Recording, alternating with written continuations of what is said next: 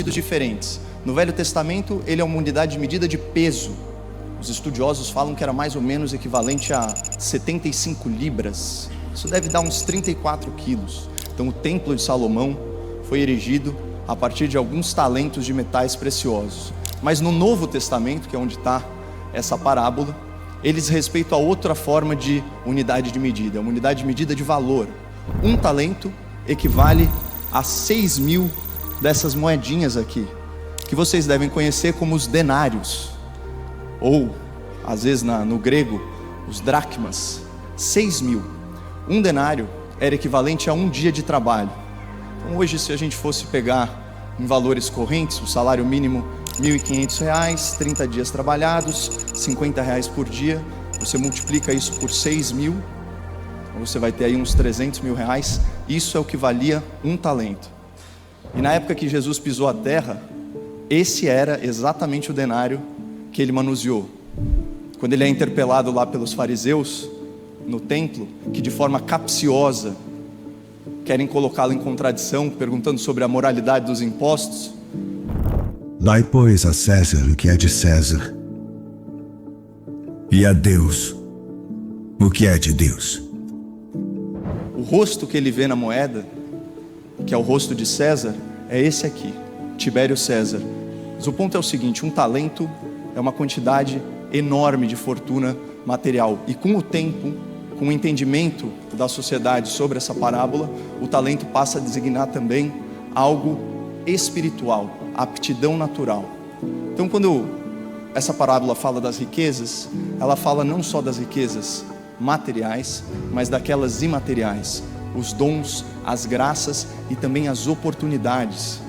Tem gente que acredita em coincidência, eu não acredito. Coincidência é a forma que Deus encontrou de permanecer anônimo. Mas vamos lá, as lições dessa parábola. Um senhor sai em viagem e deixa para os seus servos os seus bens, os seus talentos. Vejam que aqui, pouca gente repara nisso, mas concordam que uma casa sem liderança é uma casa que está em crise? Ou seja, a esses servos é confiada uma missão em tempos de atribulação. Eles não têm mais aquela autoridade, eles não têm a referência. Portanto, a eles é confiada uma imensa riqueza num momento de crise, de instabilidade, de insegurança. Mais ou menos o que a gente está vivendo agora no nosso país. Bem que o Brasil está se consagrando como um país da crise perpétua, né? Ele chama os seus servos e lhes entrega os seus bens, a cada qual segundo a sua capacidade. Vamos lembrar que são 3 servos. Para um, o Senhor dá 5 talentos. Para outro, ele dá 2 talentos. E para um terceiro, ele dá 1 talento só. O que mostra claramente que Deus é tudo menos comunista, porque Ele não distribui as suas bênçãos, as suas graças, as suas oportunidades da mesma forma. Mas para Deus é irrelevante a quantidade de talentos que a pessoa tem, mas sim o que importa é o que ela vai fazer com eles. Ele sai em viagem, depois de muito tempo ele retorna.